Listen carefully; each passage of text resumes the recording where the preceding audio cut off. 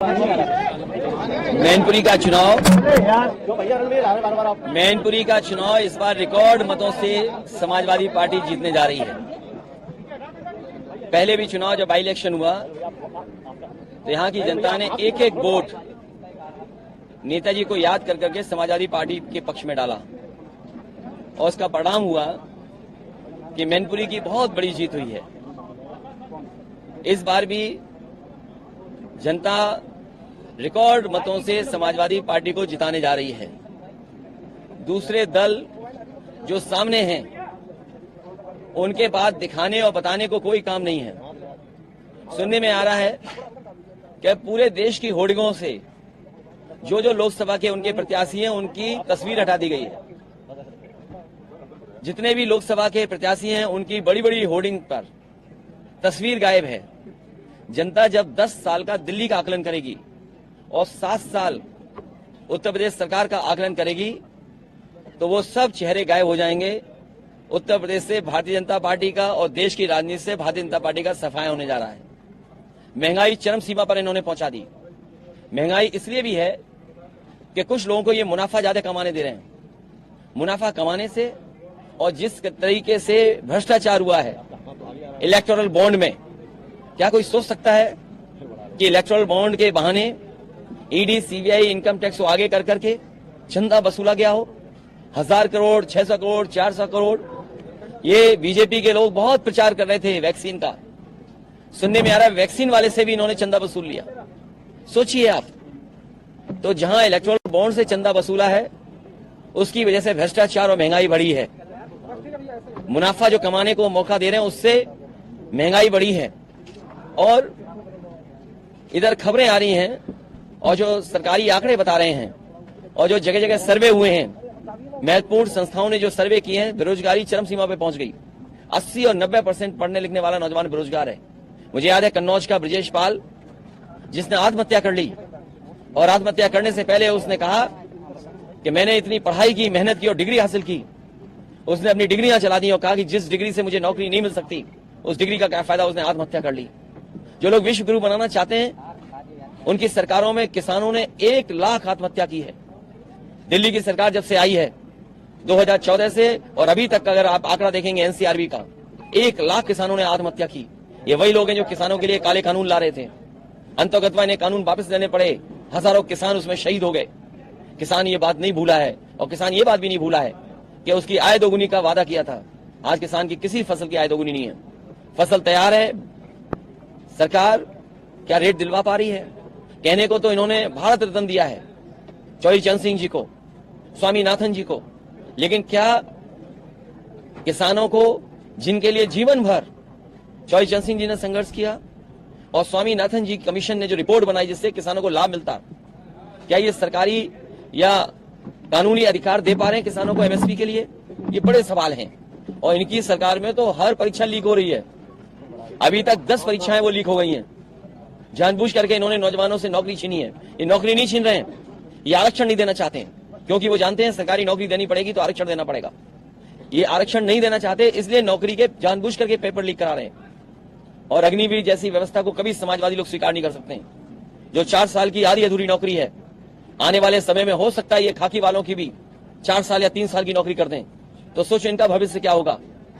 इसलिए सोच रहे हैं नौजवान और भारतीय जनता पार्टी का सफाया करने जा रहे हैं। मैंने कई बार फार्मूला बताया, फिर बताता हूं कि 60 लाख बच्चे जो प्रभावित हुए हैं परीक्षा लीक से, उनके केवल मां बाप को अगर हम जोड़ दें, एक परिवार में अगर 3 सदस्य 3 वोटर हैं, उनका हिसाब किताब अगर हम लगा लें तो 3 गुणा 60 लाख 1 करोड़ 80 लाख। और यही 1 करोड़ 80 लाख अगर हम 80 लोकसभाओं में भाग दे दें तो हर लोकसभा में 2,25,000 वोट केवल पेपर लीक से नौजवानों का भविष्य डुबा करके कम हो गया है। तो ये सरकार कहां बचेगी? जो लोग 400 पार की बात कर रहे हैं वो हारने जा रहे हैं, अपनी हार छिपाने के लिए 400 पार कह रहे हैं।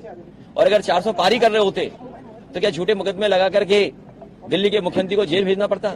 झूठे मुकदमे लगा करके, साजिश करके, षड्यंत्र कर करके झारखंड के मुख्यमंत्री को जेल भेज दिया। जिन्हें 400 पार का सपना दिखाई दे रहा है, क्या उन्हें जेल भेजना पड़ता? इनकम टैक्स, ईडी, सीबीआई को आगे करना पड़ता? प्रशासन को आगे करना पड़ता? जनता इस बार इंतजार कर रही है इनका।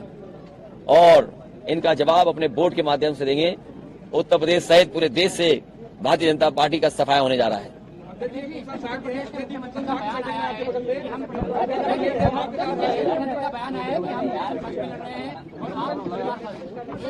किसका है ये भारतीय जनता पार्टी के लोग, ये ताली थाली और घंटी बजाने वाले लोग, गारंटी की जो घंटी बजा रहे हैं, ये गारंटी नहीं है, ताली थाली वाली आवाज है ये जो गारंटी है। सोचो, जिनका हर बात झूठी हो और झूठे वादे किए हों जिन्होंने, और समय समय पर जनता को गुमराह करने के लिए बहुत सी संस्थाओं का सहारा लेना पड़ा हो, ये अमेरिका की नकल कर रहे हैं। नेशन फर्स्ट, ये अमेरिका का नारा है। हमारे मुख्यमंत्री जी कभी अमेरिका नहीं गए। अरे हमारे मुख्यमंत्री जी जो एटा में जो बिजली घर बना है उसका नाम नहीं ले पा रहे, वो नेशन फर्स्ट क्या लाएंगे? 3x660 super critical thermal plant Mainpuri खत्म होते ही एटा में शुरू हो जाता है कारखाना। अगर वो लग गया होता तो आज गरीब को, किसान को बिजली मुफ्त मिल रही होती, सस्ती मिल रही होती। बताओ, बिजली का महंगा हो गया बिल। और नेशन फर्स्ट का नारा देने वाले, हमें खुशी है इस बात की समाजवादियों को। और मुझे याद है जिस समय मैं लैपटॉप बांटने जा रहा था, नेताजी से लेकर के समाजवादी पार्टी के लोग इस पक्ष में थे कि गरीब परिवारों को भी लैपटॉप मिले। समाजवादियों ने जो लैपटॉप बांटा था, आज मैं आपसे कहना चाहता हूं, आप गूगल कर लेना, अमेरिका के बहुत सारे सिटीज में, उनके स्टेट में आज लैपटॉप डिस्ट्रीब्यूशन चल रहा है। आज अमेरिका के कई स्टेट्स में, कई डिस्ट्रिक्ट में, सिटीज में लैपटॉप डिस्ट्रीब्यूशन हो रहा है। और लैपटॉप इसलिए बांटा जा रहा है कि वहां के गरीब बच्चे अफोर्ड नहीं कर सकते। अभी बिल गेट्स आए थे और प्रधानमंत्री जी का उनसे मुलाकात हुई तो डिजिटल डिवाइड पे बात कर रहे थे। याद कीजिए, डिजिटल डिवाइड पे बात हुई थी। और अभी बहुत से उद्योगपति और आ रहे हैं, वो भी डिजिटल डिवाइड पे बात करेंगे। अगर डिजिटल डिवाइड पर किसी ने काम किया तो समाजवादियों ने किया। ये नेशन फर्स्ट वाले केवल सड़कों से जानवर हटा दें, बस इनकी प्रायोरिटी हो कि सड़क पे जानवर न दिखाई दे। मैं इनका धन्यवाद देता हूं। ये नौजवान जुझारू काम करना चाहते थे, अपने समाज को जगा करके अपने साथ वोट ला करके लड़ना चाहते थे, लेकिन देखिए आप, बीजेपी का फोन आया होगा, बसपा ने टिकट बदल दी। वो बीजेपी के फोन से बसपा ने टिकट बदली है। कन्नौज से अभी तक प्रत्याशी घोषित नहीं किया है। बहुत जल्दी घोषित हो जाएगा। सर, कल केसव जी आई थी, केसव प्रसाद जी आई थी। मैंने कार्यक्रम नहीं देखा, लेकिन मैंने उस कार्यक्रम की तस्वीरें देखी हैं। वो तस्वीरें बताती हैं कि मंच तो थोड़ा बहुत थे लोग, लेकिन कुर्सियां सब खाली थी। और सुनने में आ रहा है कि जो हमारे मुख्यमंत्री जी आए थे दूसरे प्रदेश के, वो मैनपुरी का विकास देखने आए थे और वो विकास देख के गए हैं। मैं उन्हें भरोसा दिलाता हूं कि रनवे से लेकर के एक्सप्रेसवे और ये 4 लेन सड़कें जो उन्होंने देखी होंगी मैनपुरी की, अगर उन्हें जरूरत पड़ेगी तो हम उनका सहयोग और मदद जरूर करेंगे और सुझाव देंगे जिससे वो भी विकास करने। केशव प्रसाद मौर्य ने कल कहा है कि समाजवादी पार्टी की साजिश परिचय करके भेजेंगे। देखिए, उनको मत गिनिए, कुछ तो कुछ नहीं है। केशव प्रसाद मौर्य ने कल कहा कि नेताजी का मोदी जी सम्मान करते थे, इसलिए वो नहीं आते थे चुनाव प्रचार में। कौन? केशव प्रसाद मौर्य ने कहा है कि नेताजी का सम्मान करते थे मोदी जी, इसलिए प्रचार में आते थे, इसलिए उनका गढ़ था, इसलिए वो जीते। अरे खुशी की बात है, प्रधानमंत्री ये भी बताने आएंगे कि क्या क्या काम यहाँ पर हुआ है, उन्होंने क्या क्या काम किया है। और सोचिए आप, जब होर्डिंग से उन्होंने अपने सभी प्रत्याशियों का और जो चेहरा गायब कर दिया, तस्वीर गायब कर दी, वोट पड़ेगा तो एक तस्वीर है वो भी गायब हो जाएगी।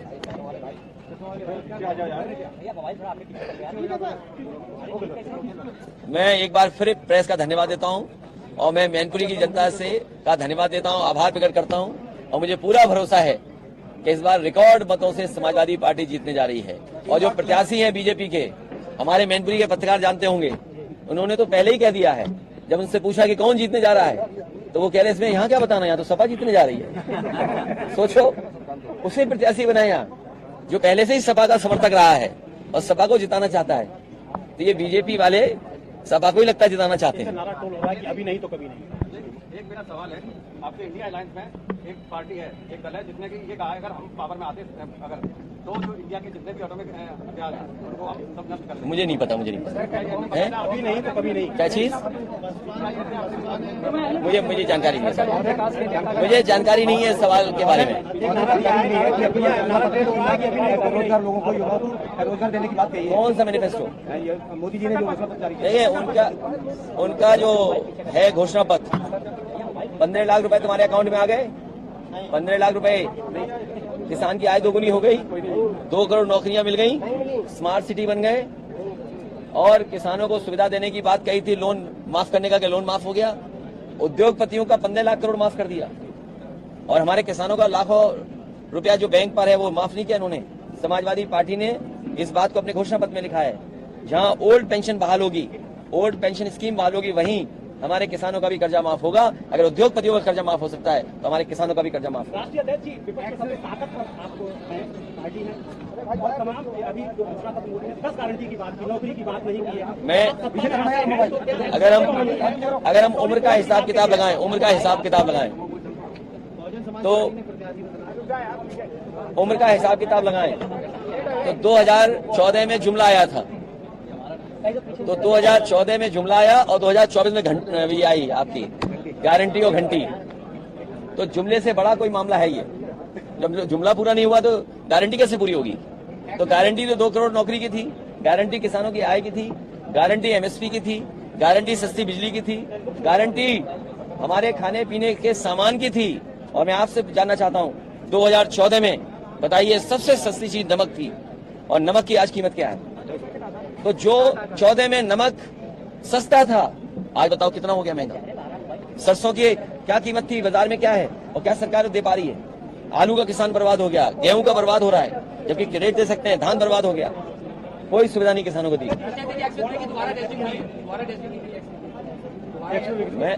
इन्होंने कोई दूसरा ऐसा एक्सप्रेस वे नहीं बनाया जहां पर कहीं हवाई जहाज उतर सकें। कम से कम समाजवादियों ने ऐसा तो कुछ काम किया है।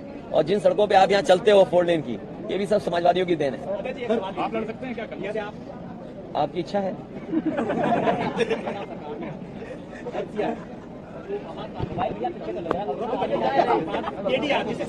देखिए मेरे साथी ने ठीक पूछा, क्या आपको पता था कि अग्निवीर जैसी व्यवस्था लागू हो जाएगी? क्या आपको पता था कि नोटबंदी आ जाएगी? ऐसे बहुत सारे फैसले बीजेपी ने लिए हैं और हमारा साथी ठीक कह रहा है एफसीआई को लेकर के, ये ठीक कह रहा है। इसी तरह भंडारण के लिए प्रधानमंत्री कह रहे थे कि भंडारण की हम इंतजाम कर रहे हैं, लेकिन सरकारी भंडारण नहीं करेंगे, ये प्राइवेट भंडारण करेंगे। और जब प्राइवेट भंडारण होगा तो महंगाई फिर बढ़ेगी। ये देश जो 80 करोड़ लोगों को राशन दे रहा हो वो क्या विश्वगुरु बनने गया? उनसे कहिए नेशन फर्स्ट वालों से कि तुम्हें 80 करोड़ लोगों को खाना देना पड़ रहा है, ये नेशन फर्स्ट है क्या? अमेरिका का कॉपी कर लिया नारा, एक बार अमेरिका की वो भी नकल करके लाए थे भाषण। यूके के एक प्रधानमंत्री ने भाषण दिया था, उसकी भी नकल करके लाए थे मुख्यमंत्री जी। तो ये नकल करने वाले हैं, इनके पास अपना कोई आइडिया नहीं है। राशन सर गरीबों को बांट रहे हैं, तो क्या गुलाम बनाने की कोशिश है क्या? समाजवादियों ने कहा है कि पौष्टिक खाना मिले गरीबों को, पौष्टिक खाना मिलेगा तो उनका स्वास्थ्य बेहतर होगा। और आज हर चीज मोबाइल और इंटरनेट से के माध्यम से मंगाई जा सकती है, जानकारी हासिल की जा सकती है और डिजिटल डिवाइड में सबसे बड़ी भूमिका निभाएगी। इसलिए समाजवादी पार्टी ने अपने मैनिफेस्टो में कहा है कि हम स्वादिष्ट पौष्टिक आटा देंगे। जिस तरीके से संपन्न लोग, बड़े लोग शहरों में बाजार का पैक्ड आटा खरीदते हैं, कंपनियों ब्रांड का नाम नहीं लूंगा मैं, उसी तरीके से गरीबों को स्वादिष्ट पौष्टिक आटा मिले और साथ ही में डाटा फ्री मिले, क्योंकि डाटा और आटे से ही काम चलेगा।